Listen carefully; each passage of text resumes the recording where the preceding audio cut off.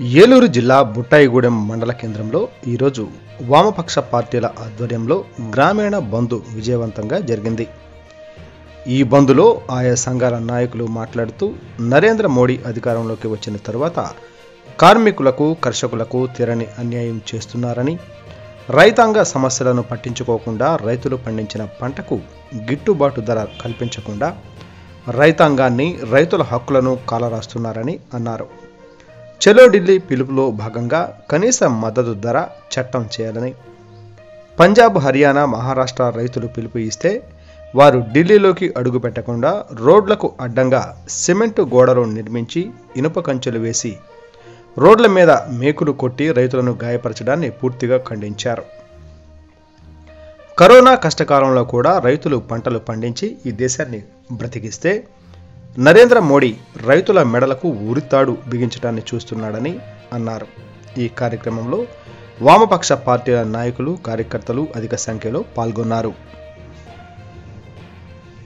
నిర్ణయం తీసుకొని భారతదేశంలో రైతులందరికీ గిట్టుబాటు ధర కల్పిస్తామని చెప్పేసి ఈ రోజుకి, ఈనాటికి, ఇప్పటికీ ఆ చట్టాన్ని అమలు చేయలేకపోగా ఈరోజు ఢిల్లీలో రైతుల మీద భారీ ఎత్తున లాఠీచార్జీ, బాష్వాయు ప్రయోగిస్తూ భారీగా రైతుల మీద కక్ష కట్టారు.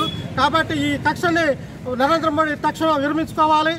కార్మికులు, వ్యవసాయ కూలీలు అన్ని సంఘాలు సంయుక్తంగా ఈరోజు దేశవ్యాప్తంగా సమ్మెకు, గ్రామీణ బంద్కి పిలుపవటం జరిగింది. అందులో భాగంగా బుట్టాయిగూడెంలోని ఈరోజు బంద్ జరుగుతూ ఉంది. దేశంలో ఉన్న మోడీ ప్రభుత్వం రైతాంగాన్ని, వ్యవసాయ రంగాన్ని దివాలా తీసే విధంగా ఈరోజు రైతులకి వ్యవసాయ చట్టాల్లో మార్పులు తీసుకొచ్చారు. దాని మీద సంవత్సరం పాటు పెద్ద ఎత్తున ఆందోళన చేపట్టారు. మళ్ళీ రైతు సంఘాలు కనీస మద్దతు ధర చట్టాన్ని, కార్మికులకి పోరాటం చేసి సాధించిన చట్టాలని లేబర్ కోడ్గా మార్చుతున్నారు.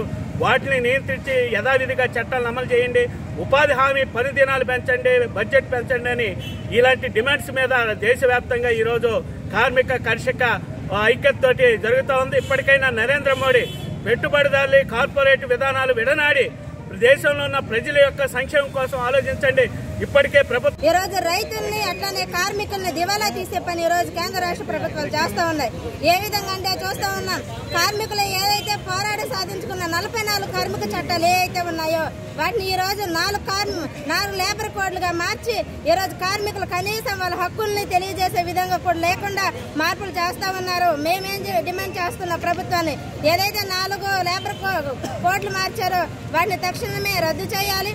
అట్లానే రాష్ట్రంలోని స్కీమ్ వర్కర్లు పెద్ద ఎత్తున ఉన్నారు, వాళ్ళు ప్రభుత్వ ఉద్యోగులుగా గుర్తించాలి, కనీస వేతనం అమలు చేయాలి అనేసి మేము డిమాండ్ చేస్తా ఉన్నాం. దేశంలో రైతే రాజని నరేంద్ర మోడీ గారు, ఇక్కడ రాష్ట్రంలో పరిపాలిస్తున్నటువంటి వైఎస్ఆర్ జగన్మోహన్ రెడ్డి గారు ఎన్నికల ముందు ఎన్నో మాయ మాటలు, కళ్ళబొల్లి మాటలు చెప్పి ఇప్పుడు ఏదైతే రైతాంగానికి గిట్టుబాటు ధర, పండించిన పంటకు గిట్టుబాటు ధర కల్పించాలని, అలాగే 2014లో విభజన హామీలు ఉన్నాయి ఆంధ్రప్రదేశ్కు, రైల్వే జోన్ ఇవ్వాలని, విశాఖ ఉక్కు ప్రైవేటు పరానికి వ్యతిరేకిస్తూ, అలాగే పోలవరం నిధులు, ఇక్కడ ఉన్నటువంటి సమస్యలన్నీ పటిష్టంగా అమలు చేయాలని వామపక్ష పార్టీలు, ఇక్కడ ఉన్నటువంటి ప్రజా సంఘ నాయకులు డిమాండ్ చేయడం జరుగుతుంది.